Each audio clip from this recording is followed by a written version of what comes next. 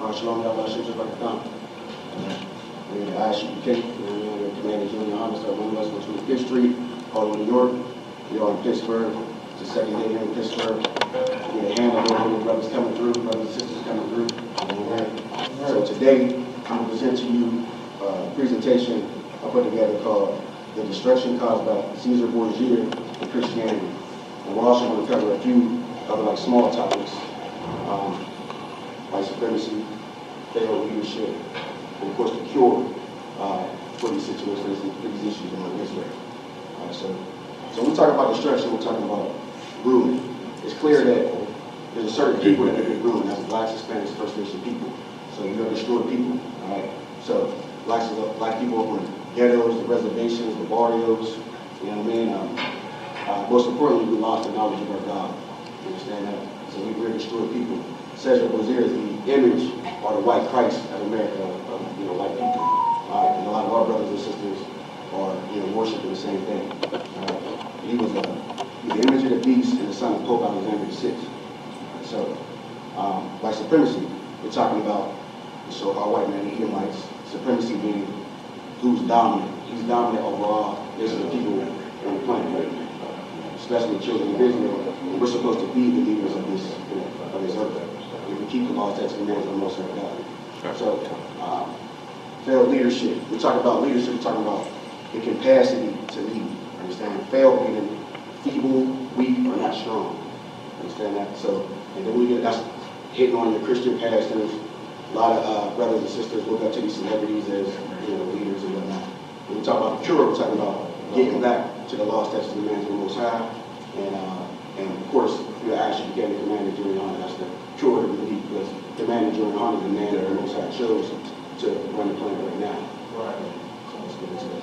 All right, so let's get into it. So we're going to start with a little bit of history about who Ceasar Borgia is. All right, so Ceasar Borgia was an Italian cardinal and an illegitimate son of Pope Alexander VI, which is not recognized. I know in Western civilization they consider that if you're not married, you're illegitimate.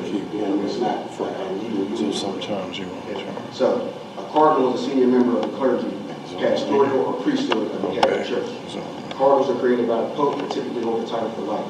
Borgia was an Italian captain in command of mercenary companies. Of course, mercenary is somebody who's employed for financial gain, for money. They'll pretty much work for just about anything, and even against their own people. All right, so in the Middle Ages, and the multinational armies, they served popes and other European monarchs during the Italian wars of the Renaissance and religion. So the Italian wars, so it was like a series of conflicts fought between 1494 and 1559, mostly in the peninsula, later spanning the Flanders, the Rhine, and the Mediterranean Sea. So we know that, of course, religion is a man-made thing, and it's something that created by the oppressor of the heathen nation. So we got further history about Ceasar Borgia and the family. So Lucretia Borgia is the daughter of Pope Alexander and sister of Ceasar Borgia. She enjoyed an incestuous relationship with her brother Caesar. Giovanni Borgia, another son of Pope Alexander, was murdered by his brother Caesar Borgia. And then we got here between 1502 and 1503. Caesar employed Leonardo da Vinci as a military architect, engineer, and with Chairman Leonardo became intimate. So what I'm bringing out here is that, okay, you see, you have this man, Ceasar Borgia, who's the image of the white Christ or the God of America. And this is a man who committed incest, he was a murderer, and he was a flaming homosexual. So you see, this man is the image of, they portray the image of Yahushua, which is a stepping on Christ. He's not, of course, he's not Christ, but everybody in the world outside of UPK think he is. So the Renaissance period, meaning the rebirth or revival after the fall of Rome, which is immediately after the Dark Ages. All right, so covering the 5th, the 15th, and the 16th centuries, and characterized by an effort to revive and surpass the ideas and achievements of classical antiquity. This was a rediscovery of classical Greek philosophy. So we talk about this revive, meaning like to flourish or to return to what was the Greco-Roman world. So that's what they were trying to do here.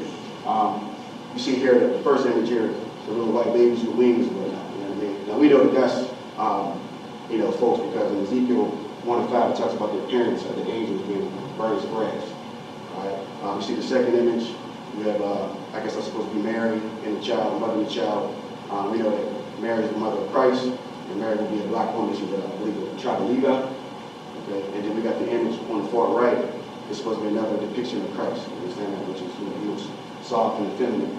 We know that Christ, if you go to Revelation 1, it talks about the revelation of Jesus Christ. Drop down to the 13th verse, it describes what Christ looks like.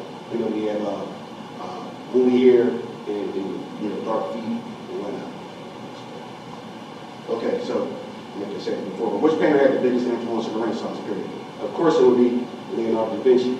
All right, so Leonardo da Vinci, 1452 to 1519, is arguably one of the most influential figures, not only in the Renaissance, but the art history itself. He provided unparalleled insight into a huge range of fields, from art to mathematics, engineering to astronomy. So this here is a depiction of the Last Supper. I think it's the 1490s mural painting in Milan. It's like one of the best known examples. But this is the type of things that resonate in the minds of people here in America and all over the world because of people like Leonardo da Vinci. Of course, we know that that's false because there's a hundred of them look like that. All right, so how much of an influence does art have in society? Art influences society by changing opinions, instilling values, meaning what's important to a person or to people, and translating expressions, experience across space and time. Meaning, like, so music would be like an expression. Music is a way to express yourself.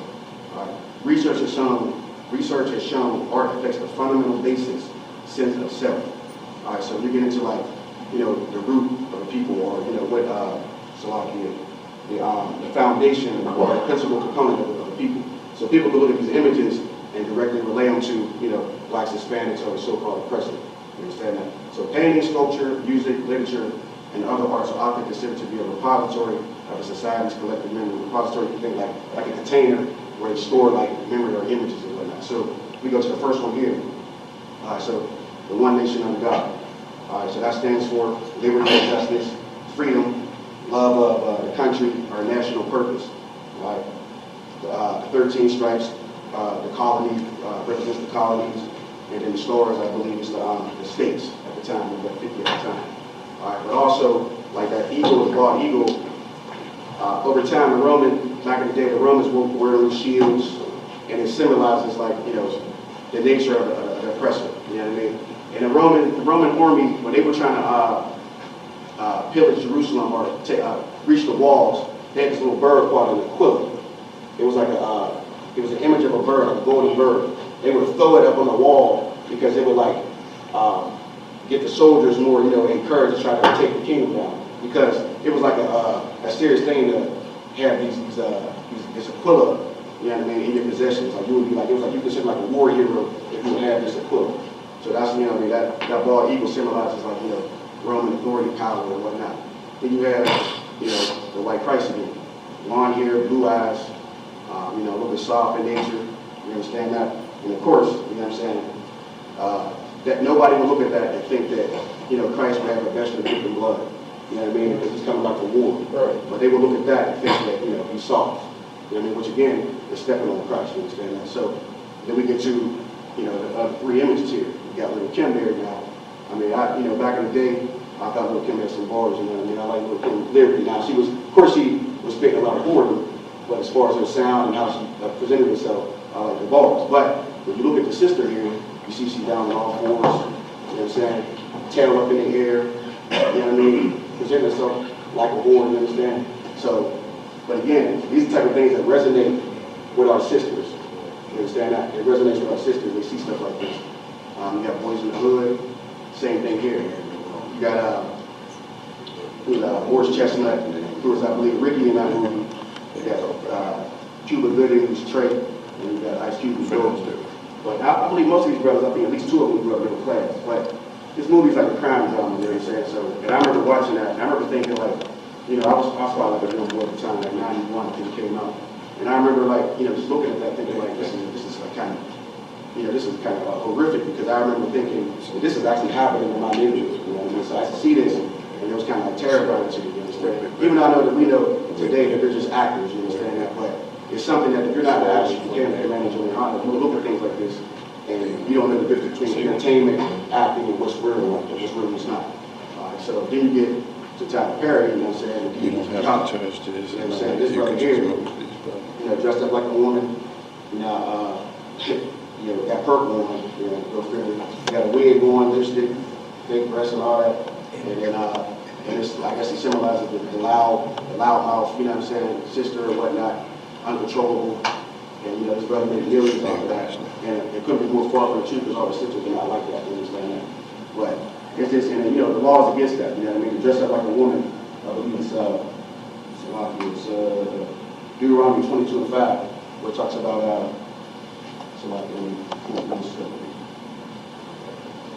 Deuteronomy 22:5. The woman shall not wear that which pertaineth unto a man, neither shall a man put on a woman's garment, for all that do so are abomination to that God. So, again, this is, you know, entertainment and how he makes money, but when it goes against the Most High God, it's an abomination, you understand? So, you need to know the difference. All right, so what percent of so-called African Americans and Hispanics are Christian? It says, according to the Pew Research Center for Religious Landscape Study, 79% are blacks, and 77% of Hispanics are Christians. 70% of whites are Christians. So basically, even in their own man-made religion, we dominate them, you know, their false religion. You see the first picture here, you know, brothers in the choir, you know, sisters in the choir, and of course the choir gospel music is effeminate, makes, you know, black men look soft. And then you got the second image here, what I like to call it the twilight zone. You see Christians hold their hand like this. It's like they're praying to, you know, God. They can't save them. They have no idea. The little brother in the front looks like he might be on his way to One West. So he see something a little different. You know what I mean? On the end here, I'm not sure if that man there is an Edomite or he's, you know, or Hispanic. I'm not sure, but we know that the service of God is only for the children of Israel. So if he is, you know what I'm saying, he shouldn't be teaching, you know, anything regarding to the Most High English. Okay, so Ceasar is the God of the oppressor. Christianity is the oppressor's religion, and if you're a Christian, the oppressor is your God. So again, you see the first image, sister being in the twilight zone, praying to a God that cannot save her. You got the image on the wall, and I remember coming up when I was young. This is what I saw in my grandmother's house.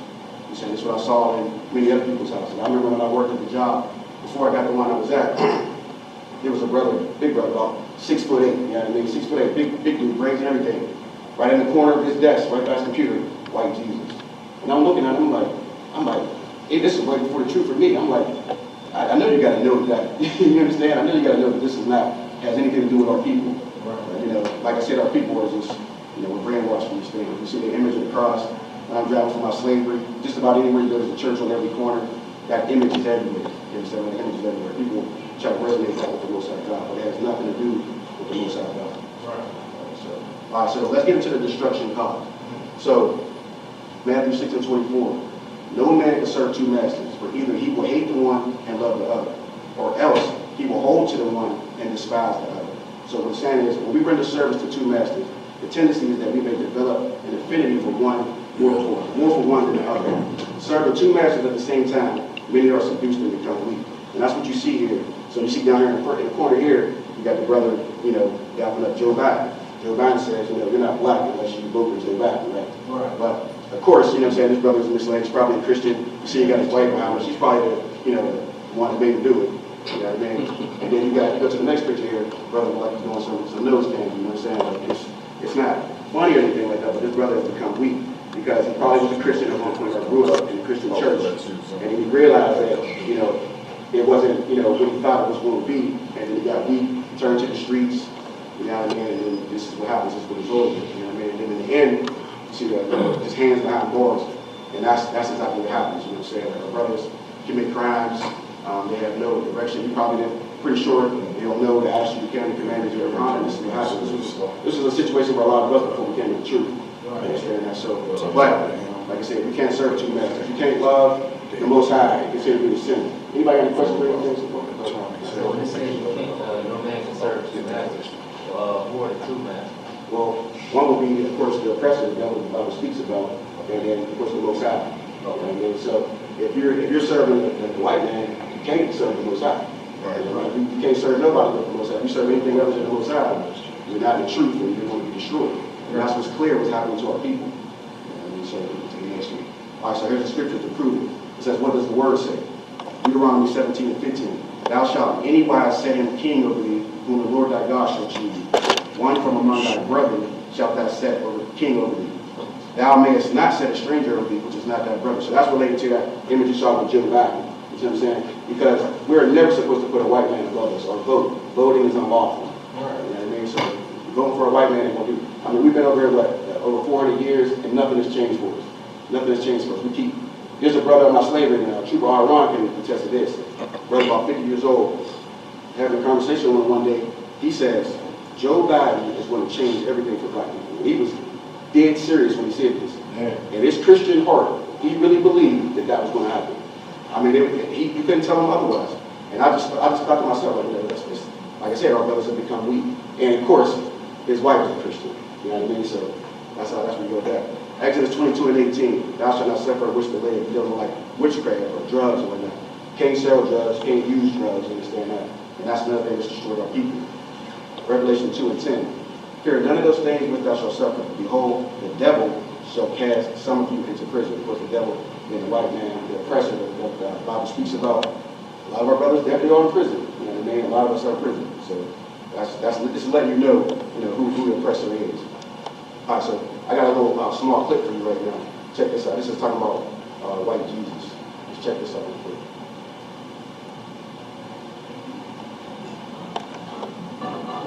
This is the effects that white Jesus has done to us. With another segment of Keeping It Real. For realsies. This week we have a topic. Thanks, we're done. This is from Jamil. I don't mean to gripe over petty stuff, but why is the Jesus from Superbook white? Isn't God for all of us? Even us black guys? It's a tough one indeed.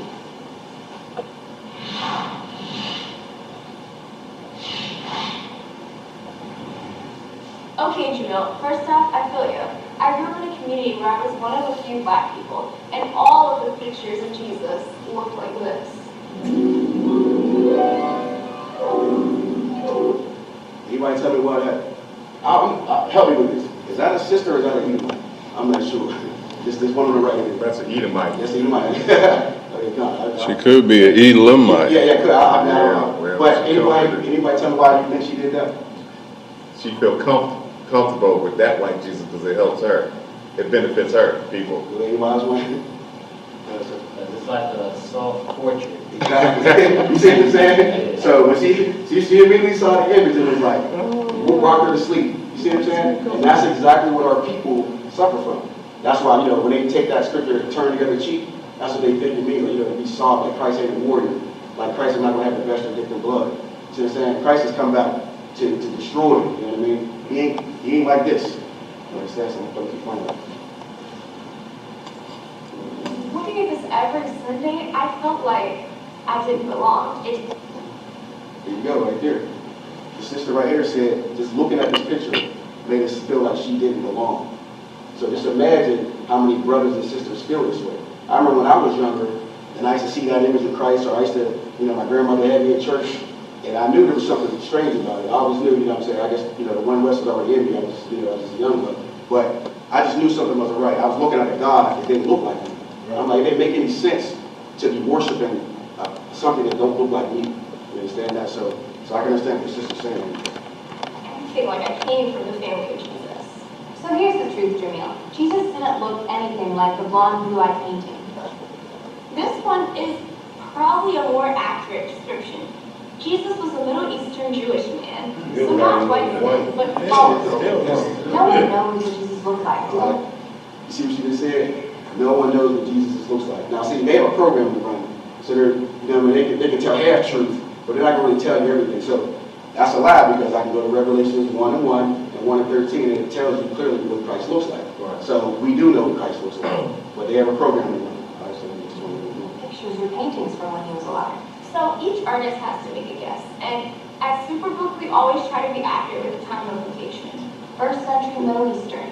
No art is meant to be the exact likeness of Jesus. Alright, so what she's doing now is making excuses for people like me and other things like language people, you know what I mean? Like saying, they didn't have the intentions on making it like, they're just doing it any kind of way. But no, they know what they're doing. They know exactly what they're doing. Remember, it was the Renaissance period, you understand? And they're not going to let Yeah, when I was coming coming out of the Christian church, they said the same thing once they debunked that Christ is a milky face man. So they start talking about Middle Eastern. What do a Middle Eastern look like? But when you talk about coming from the land, it got to be dark, it's hot as hell over there, right? So they just start talking about Middle Eastern. He olive. So olive is either he green or he black. Right. You know what I'm saying? He a Martian or he a black man. Which one is it? Right, that's a powerful point you got out. Yeah, I mean, like I said, they know exactly what they're doing. Like I said, they have a program to run. They can tell half truth, but again, you can't expect brothers and sisters in the world or Christian church to teach the truth. That's why since 1969, I.S.U.P.K and I.S.U.P.K commander GEN.YAHANNA is where that truth is. So we have that truth today. So here's another little clip I want y'all to see. And this one is that dog test. This right here is hard to watch. Most people have no clue. This is the effects of Ceasar Borgia in Christianity on the people.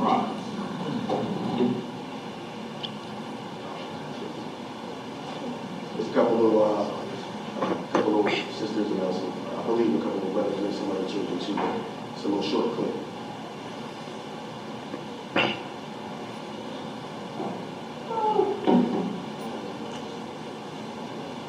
Quale bambola è bianca?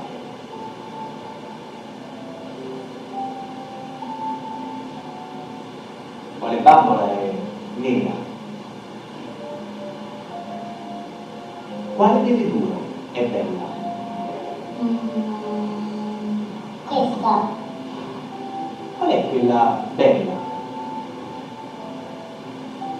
Qual è quella brutta? E qual è quella buona? Quale è cattiva? He's had issues. He knows that. Quale è buona?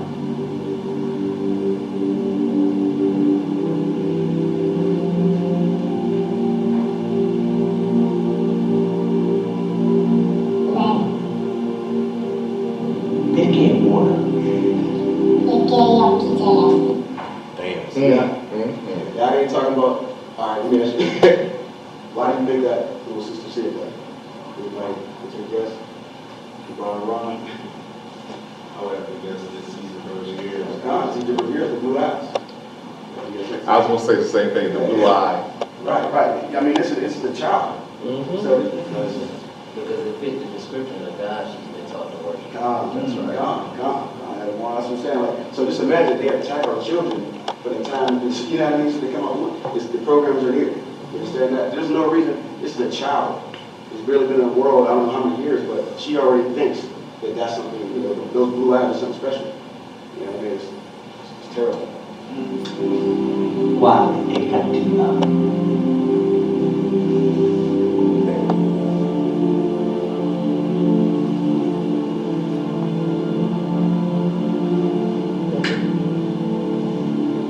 Perché è cattiva?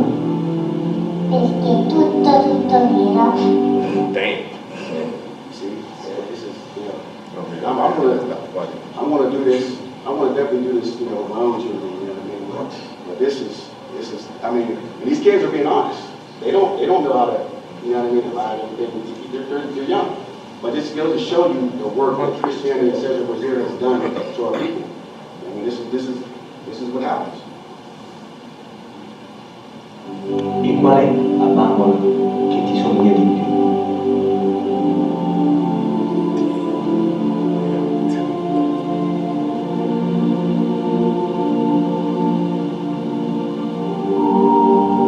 She's hurt. She knows.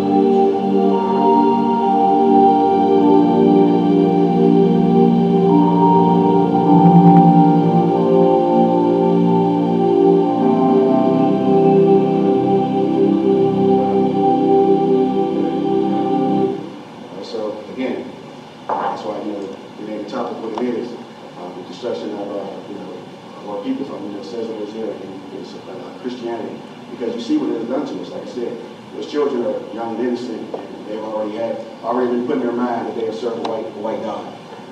So let's go to the next slide. All right, so here's 8 Christian values. All right, so this is what becoming a Christian or practicing Christianity. This is pretty much what you take on here. It says, number one is find joy. Find joy in the chaos.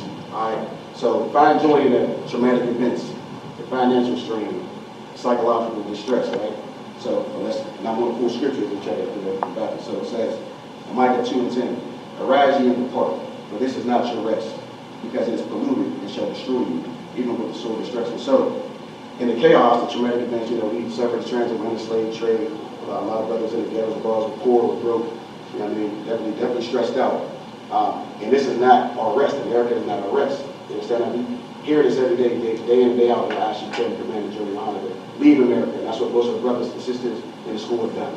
We left the world and we're in here now. All right. So 2, it says seek peace.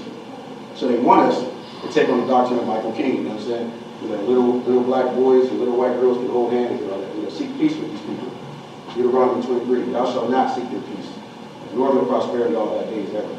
Joining these people, coming together with them. If you have any substance, your substance goes over to them. You understand that? We're breaking the law, statutes, commands by, dealing with somebody outside of our nation. You understand? So Martin Luther King is another false prophet. You all know that here. 3, be patient.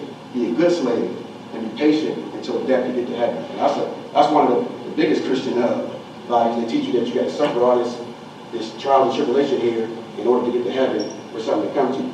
But here, Revelation 3:12. Him that overcometh will I make a pillar of the temple of my God, and he shall go no more out. And I will write upon him the name of my God, and the name of the city, my God, of the city of my God, which is New Jerusalem, which is coming down out of heaven from my God. So we're going to have heaven right here on earth. You understand that? We keep the law, statutes, commands of the Most High.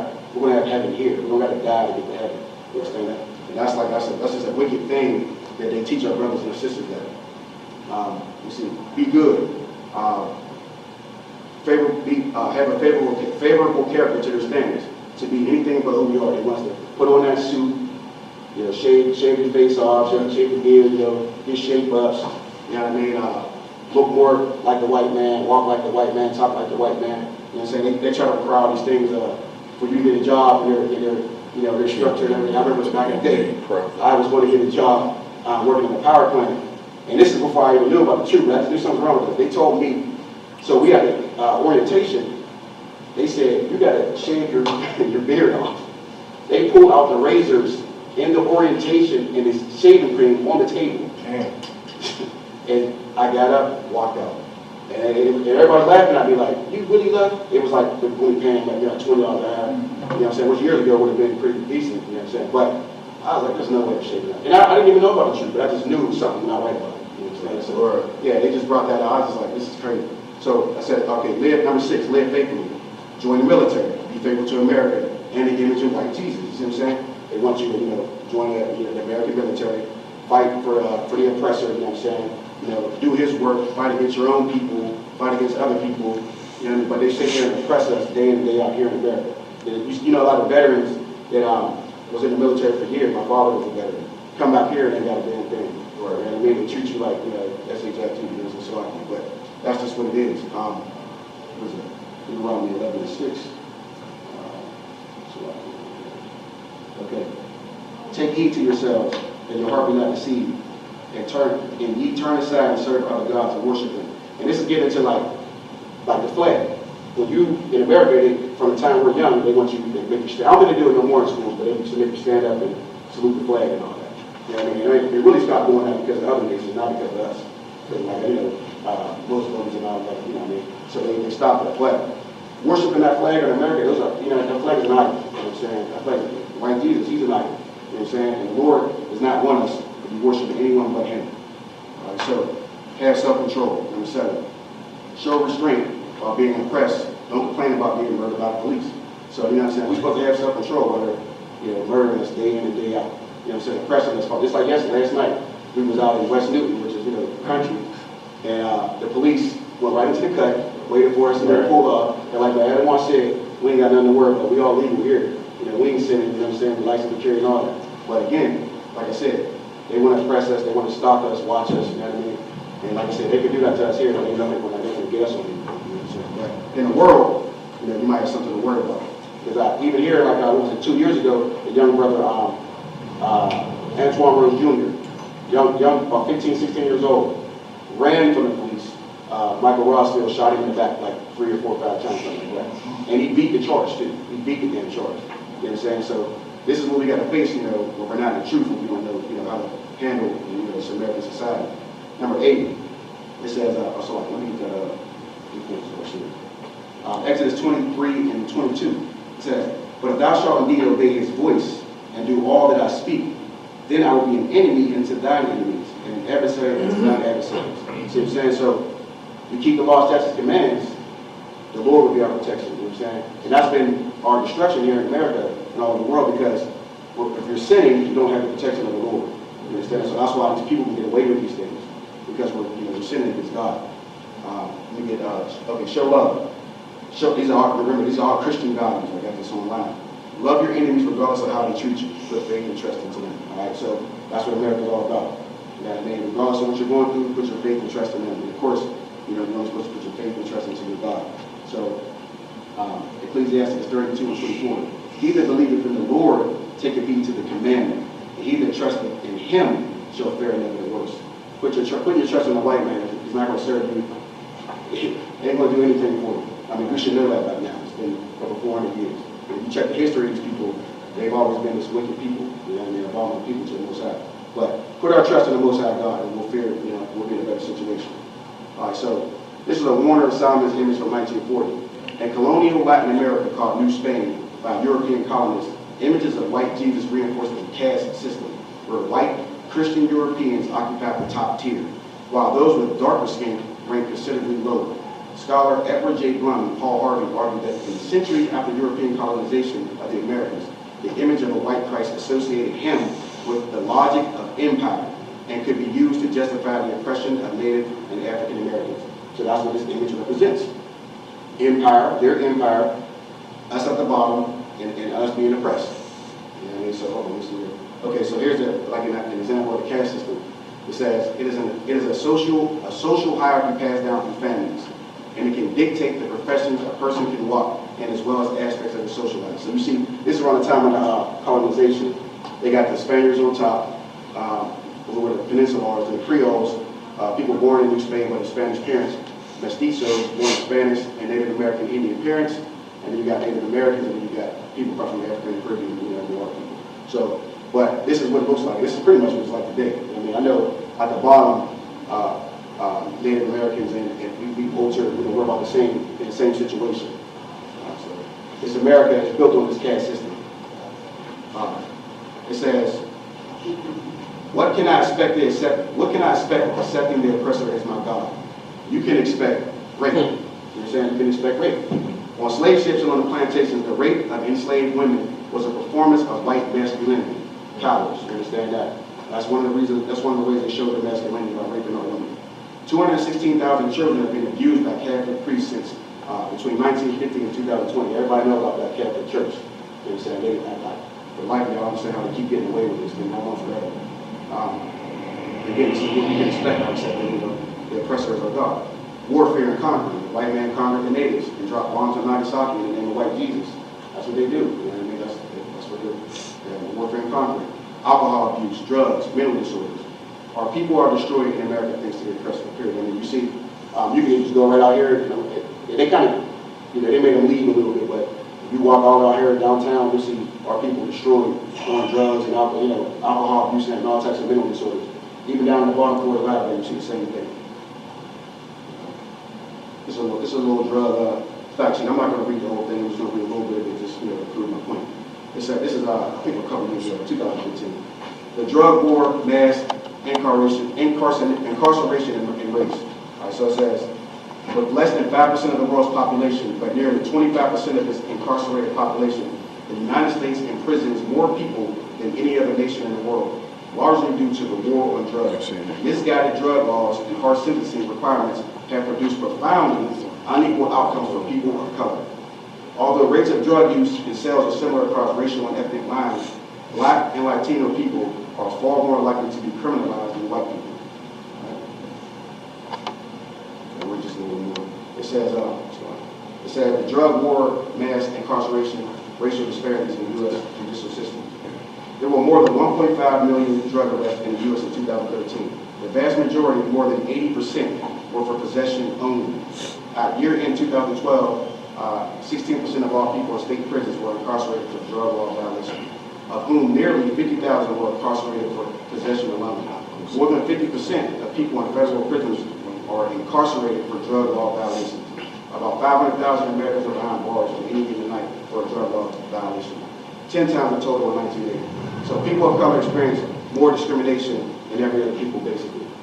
And again, this happens because Christianity, having a God that don't look like you, you know what I mean? And this is what we believe. So I got another little clip on play, and this is Captain Rashad, one of my favorite.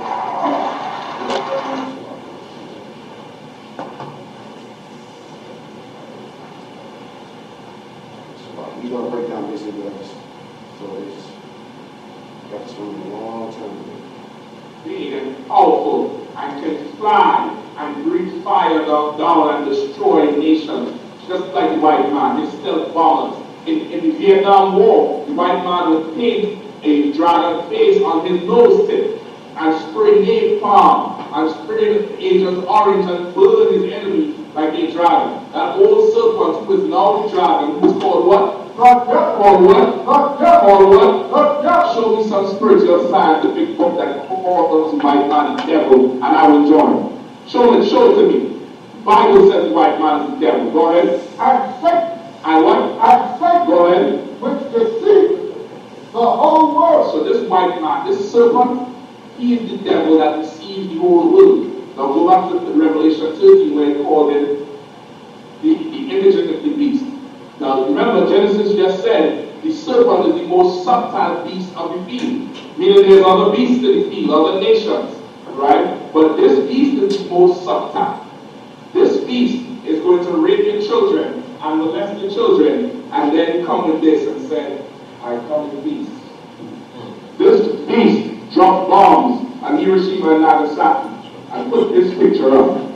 This beast conquered the Taino Indians, the Ephraimites, the Puerto Ricans, the Colombians, the tribe of Levi, the Haitians, Dominicans, and put this up. And we forgive him. You know why? Because he looks harmless. That's subtlety. This is subtlety. You don't understand. ISIS got to make a video with them burning him out of the cage. This man comes to a country with a brick bag and a suit at a time, and your country will belong to him in a year. Okay, so again, if you go down, who the devil is, the Bible speaks about. The so-called white man, the oppressor.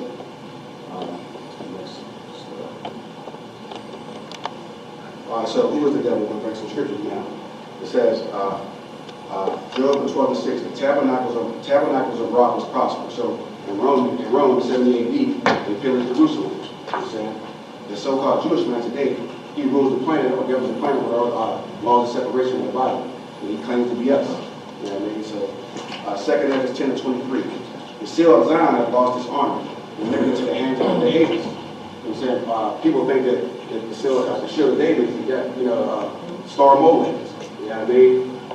So Job 12:7. But ask now the beasts, and they shall teach thee, and the fowls of the air, and they shall teach thee. As far as the white man, there's the black bear, the elephant, the giraffe, the zebra. All these things are like extinct, and they're used for different reasons. Like you see that the giraffe, they use that, they murder that just for like jewelry. Zebra, I never heard of zebra stick. I never heard that one. I don't know what that is, but this is some of the things that they do. It's telling you who the devil is. 2 Thessalonians 2:9. Even him whose coming is after the working of Satan, with all power, signs, and lying wonders. You know what I'm saying? That's white supremacy. The military says that we're here as a sign, an image. You know what I'm saying? And lying wonders is like saying Jesus loved everybody, which is a lie. Christ only came for the children of Israel.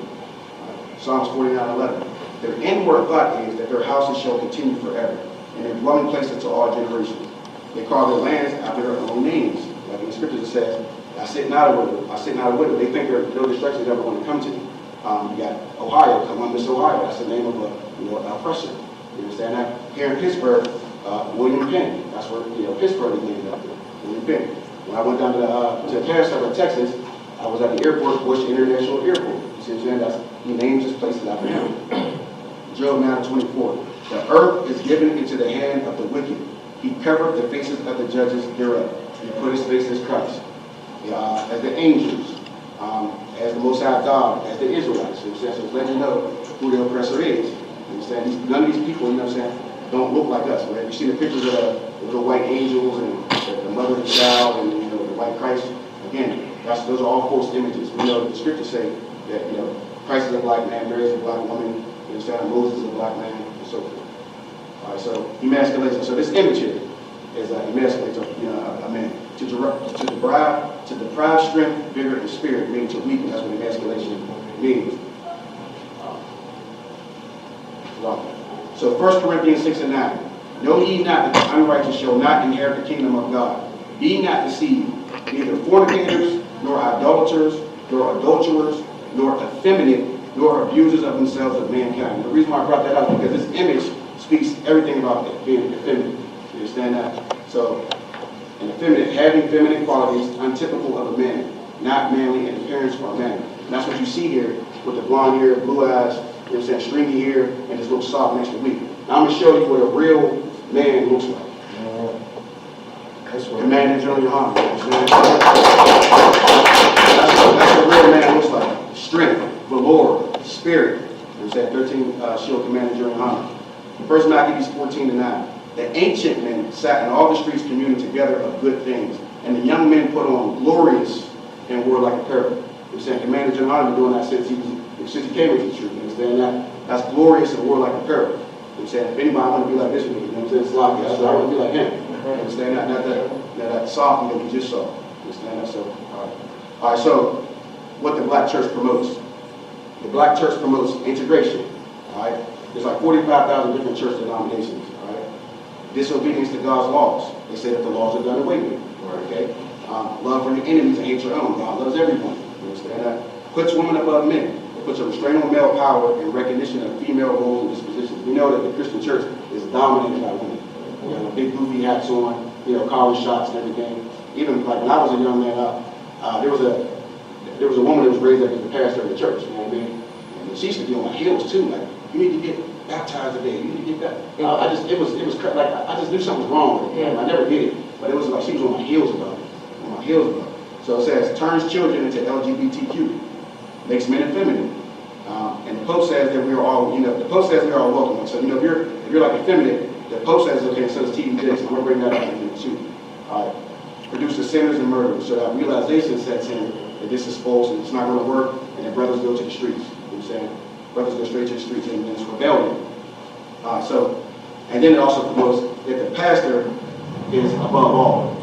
And you know, I don't know if you ever like read, you know, something like that, if it was in the church, or you might have read before in the church, back in the day or whatever, and you read it and you bring in the pastor plates of food, you know what I mean? Because they worship the pastor, they'll celebrate his birthday and everything. They treat the pastor better than they treat their own ministry. That's what they do. So, to combat those things that is brought up about the church, expose the church in Christianity, Deuteronomy 7 and 6. For thou art an holy people unto the Lord thy God. We know that holy means to be separate. Okay, so separate from other people. The church, again, wants you to integrate with people. The Lord thy God hath chosen thee to be a special people unto himself, above all people that are upon the face of the earth. So we're supposed to be ruling other nations, not integrated with them. You understand that? Deuteronomy 28:15. But it shall come to pass that thou wilt not hearken unto the voice of the Lord thy God, to observe to do all his commandments and his statutes which I command thee this day, that all these curses shall come upon thee and overtake thee. But the Christian church teaches that the laws are done away with. You see what I'm saying? So if you break the laws in the world and think that the Most High is not going to punish you, you know what I mean? That's going to be, you know, terrible for you. But again, like I said, the pastor teaches that, you know, the laws are done away with. Just pay your tithes. You know, that's the one law that do keep is, you know, pay tithes. You understand that? But again, the Lord says, if you don't keep these laws, statutes, and commandments, curses are going to catch up to you. All right. Ecclesiastes 12 and 10. Never trust thine enemy, for like his iron rusteth, so is his wickedness. All right. Proverbs 5 and 15. Drink waters out of thy own cistern and running waters out of thy own well.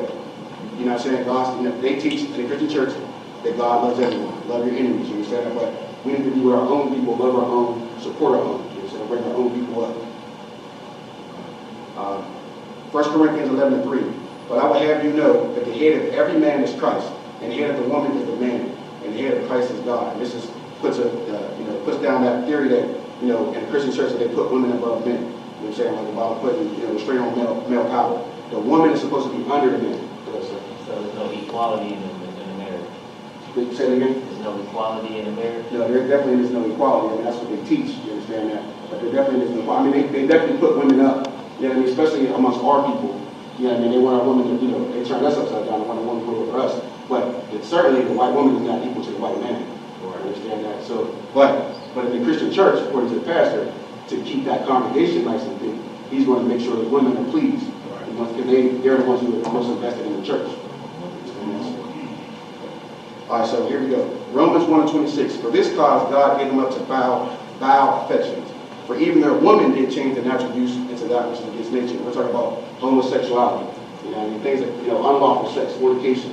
And this is T.D. Jakes, you know, letting you know that it's okay in his church for these things to go ahead. Virus that goes all in without no It's a little short, contact that's not with long. the plan for just $25 a line. Plus Disney Plus. Now for a limited time, get a free Samsung Galaxy. This is, like I said, this guy looked at as a leader among black people, worth hundreds of millions of dollars. From Black 185 in our digital community.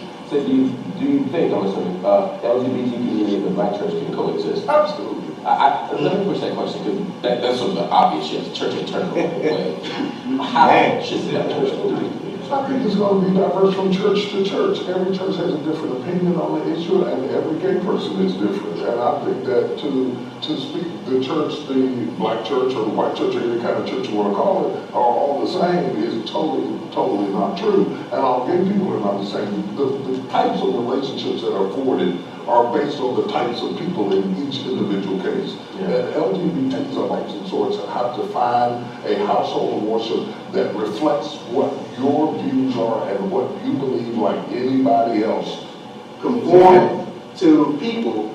You know what I'm saying? That's what they want. They don't want you to obey God, conform to the people. Right. It's all about money. Right. You got to He got it, God. Yeah, you look at his wealth, he's like, he wants $150 million. Easy, you know what I mean? But again, he knows, he's real slick with his words too. He's real slick. Because he's going to ask him a question, he's going to divert from it. But you know, he's good at it. But basically, like I said, they want you know, to conform to people and not serve the Most High God. And the church should have the right to have its own convictions and values. If you don't like those convictions and values, and you totally disagree with it, don't try to change my house, move into your own. And it's that sort of thing. And find somebody who gets what you get about faith. You can go to various churches and find what you're looking for. Now, we don't serve the Most High God and keep His laws and commandments. Find what you're looking for. You know, like Christians say, well, my Jesus says this. Right. You see what I'm saying? That's what they're talking about. And that's why, you know, brothers and sisters say that. They can easily throw that at you when you say something to them. Well, my Jesus says this, my Jesus says that. And this is where they get it from, people like this guy. Trust me, I've talked to enough LGBT, they are not all the same. Oh, for sure. They're all Christians. No. But how do we, has your thinking evolved on this? Evolved and evolving. I think that where I am is to better understand, the church bought into the myth that this was a Christian nation. And once you get past that, which a lot of people are going to criticize me because they're still going to think it's a Christian nation, which is a whole different show.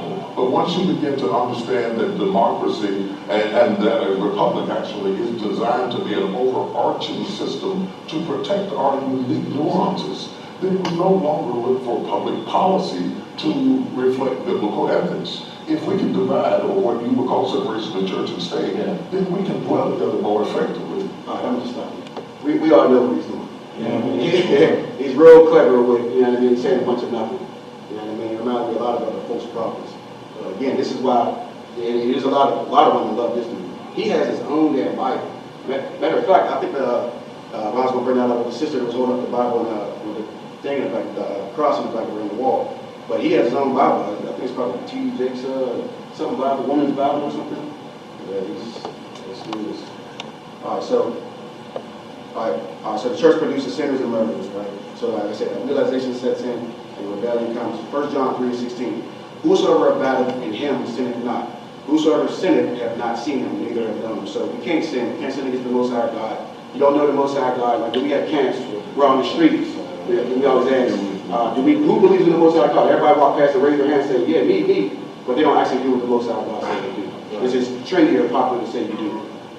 So we're getting to this failed leadership, and we got a little more to go with pretty much everything, but failed leadership, okay? So Isaiah 3:12, as for my people, children of their oppressors, and women who rule over them, O my people, they which lead thee cause thee to err, and destroy the way of thy paths. Jeremiah 23:1. Woe be unto the pastors that destroy and scatter the sheep of my pasture, saith the Lord. So woe meaning destruction. It's coming to those pastors, people like T.D. Jakes, who's teaching that it's cool for, a brother or, a sister, be LGBTQ, whatever. It's lies, because the Bible says that, that we're against that, you understand that? So that's why I said, woe be unto the pastor that destroy and scatter the sheep of my pasture, saith the Lord. So here we go. So we're going, all right, so here.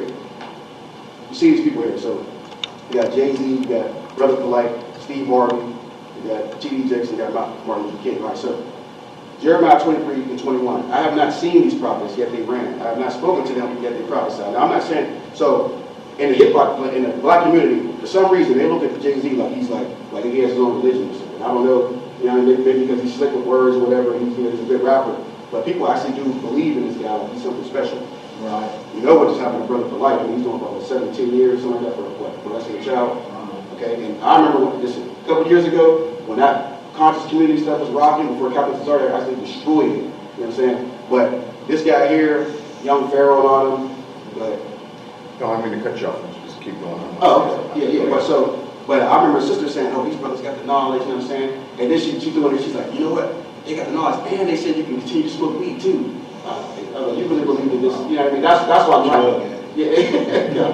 That's why you like them, because they allow you to keep, tell you that you can keep sinning. You know what I'm saying? You don't want to keep the laws, you know what I'm saying? Steve Harvey, this teach showing and everything, he's like a lady's dream as far as telling them what they want to hear. You know what I mean? He gonna tell you whatever you need to hear so you can keep the women, you know what I'm saying, buying his books and stuff. When you first started with your conversation, what I think was going on there, that our people, when they see these so-called celebrities, the wealth determines who God is with. You get what I'm saying? Like Jay-Z got to be on his side because he got money. Yeah, that's what I'm saying. So, and that, of course, in the black community, anybody who has money is, considered something special. Because we're so poor and, it's so broken and everything that, money means everything to our people. Of course, when we came into the I.S.U.P.K. community, we learned that we were already rich people, you understand that? We just need to find our heritage. So we know what T.D. Jakes just said. Dr. Martin Luther King, I've heard what the prophet said. They prophesied lies in my name, saying, I have dreamed. He came along, Michael King came along with his own agenda. He was in love with an Edomite woman, and he just wanted to make sure that he can get with this woman. You know what I mean? So he created a whole movement, you know what I'm saying, so he can get what he wanted. And he even said towards the end of his thing that, he let his people into a burning house. You know what I'm saying? He lost his life for that. So let's get into, we're going to play a little game here, right? So I want y'all to guess, whose quote is this? Who said that those people you just saw? I'll go back one more time so you can see. Okay, so see the, okay, so it's going to be a quote from one of these people. I just want to see if I can get this real quick. All right, so there we go. You can have this too. Don't be another heartbreak story. Start putting yourself first. Get where you want to be and make your man be all that he can be. Anybody got it? God. Okay. Correct. All right. I like to see myself as a bridge builder. That is me building bridges between people, between races, between cultures, between politics, trying to find common ground. MLK. Say it again. Martin Luther King. T.D. Jakes. That's Jakes. Rosa Parks sat so Martin Luther King could walk. Martin Luther King walked so Obama could run. Obama's running so we all can fly. Yes, sir. Who was that? Jay-Z. Jay-Z. Yep. Make a career of humanity.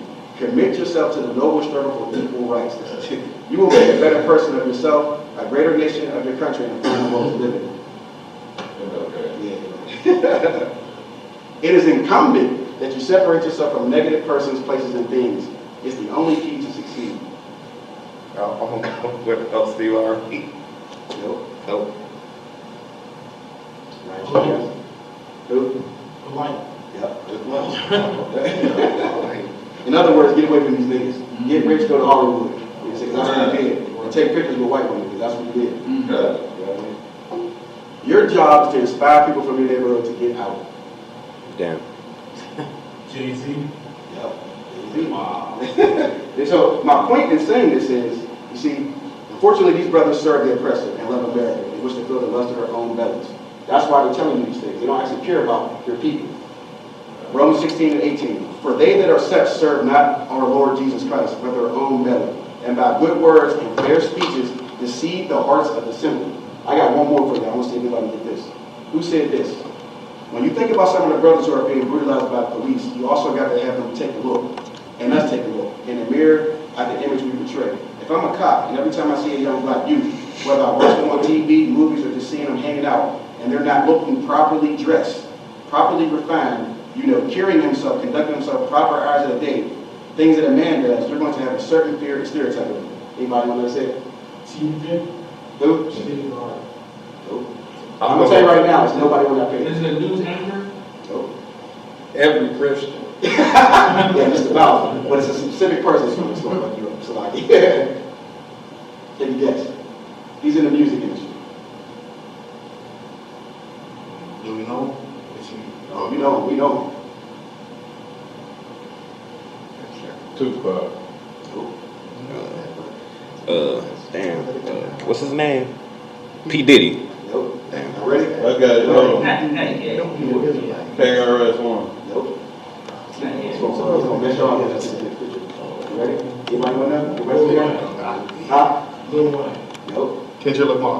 Nope. Here we go. Oh, shit. The RZA. The RZA. After the Passover. Look down here. Look. After the Passover. And look who's on the side. Idolize me. Look. Nasty nigga. Oh, shit. See that? The RZA said that. He has an interview. You can type it on your phone. He said that in the interview. You know what I'm saying? I was a Wu-Tang fan. I was a Wu-Tang fan. I love Wu-Tang. He wasn't, I thought he was a 5%er. Yeah, he left that. But I know he listened to the Israelites, but I thought he was a 5%er. Yeah, he didn't last long. He went to Hollywood, he wanted that money, and that's what got him. But you see, Nasty down in the corner, like he making sure he in that picture. You see what I'm saying?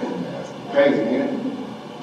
So we're getting at the end of it. This is the cure or the relief for Israel, right? So 2 Chronicles 15:3. Now for a long season, Israel had been without the true God and without a teaching priest and without the law.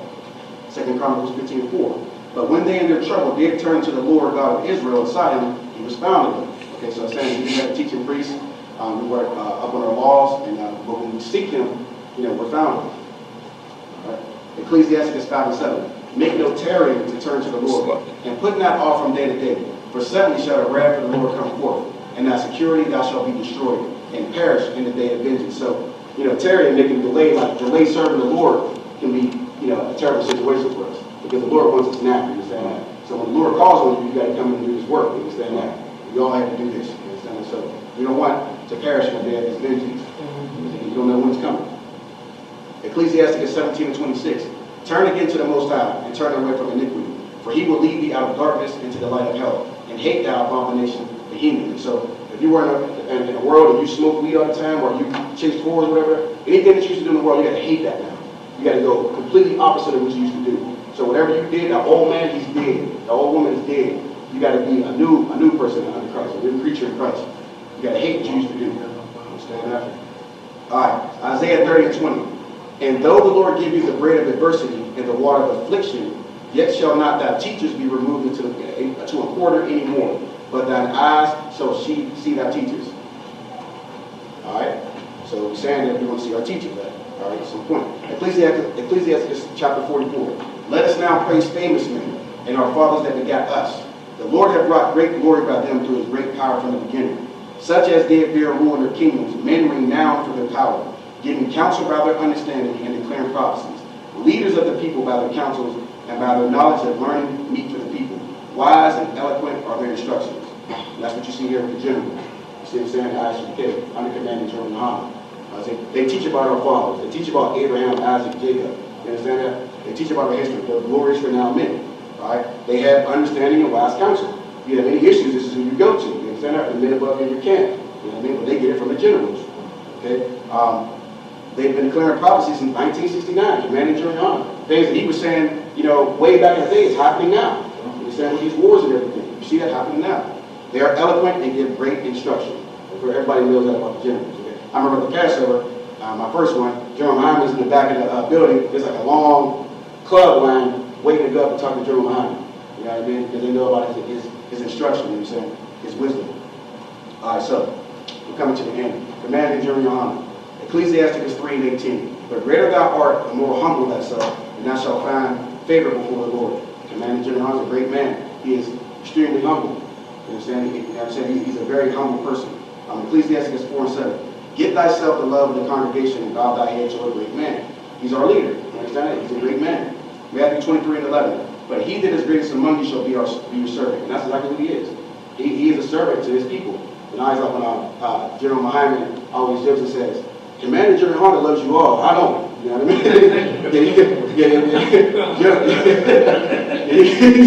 I don't like it. Yeah, but it's the truth. General Muhammad, General Yohanan loves his people. He loves his people. You know what I'm saying? He's a great man. So, all right, so I'm gonna finish it out with this. This is a clip of General Yohanan, and I'm gonna let you know what type of leader that we have, and the type of man that we follow after. But again, he served the Most High, and he works for Christ. You see what I'm saying? So they get all the glory, but Commander General Yohanan is the greatest man on earth today. And nobody can debate that.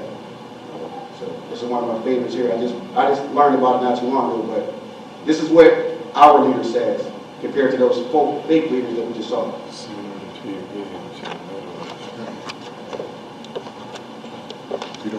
Hey, listen good. Don't get distracted. That ain't nothing but all you did was bump their bump.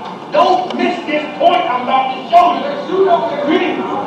Well, that's why you can't stand up. Because you too damn scared. I done drove 12 hours to speak to you in Chicago and you scared on your own damn road. Well, guess what? If they come to shoot you, I'm going to protect you, all right? I'm going to take the bullet for you tonight. They come to shoot you out here, you just get behind me. I'll get shot for you. Since you too scared to stand up, I'll stand up for you, all right? That's the kind of leader that we have. That's right. T.D. Jakes ain't going to do nothing like that. Right. Yeah, Jay-Z definitely ain't taking no bullets for you. And Mother Polite behind tell you can't do it. So you understand? But this is the type of leader that we have. I'll let him finish out. And his heart was also like the bird, and his face as the appearance of lightning, and his eyes as lamps of fire. Listen good. And his arms and his feet light in color. Light in color. Go ahead. To polished brass. Brother, Jesus Christ was a black man. Don't give a damn what your church said. Don't give a damn what your preacher said. And why wouldn't the world tell black men if Christ was black? That's the greatest inspiration on the face of this earth. Black men need inspiration. Why wouldn't every preacher in America supposed to be shouting to the top of his lungs that Christ was a black man? To give black men dignity, but your preachers are sellouts, no good, money grubbing, Rolls Royce seeking nigger is what he is. And he don't care about your life.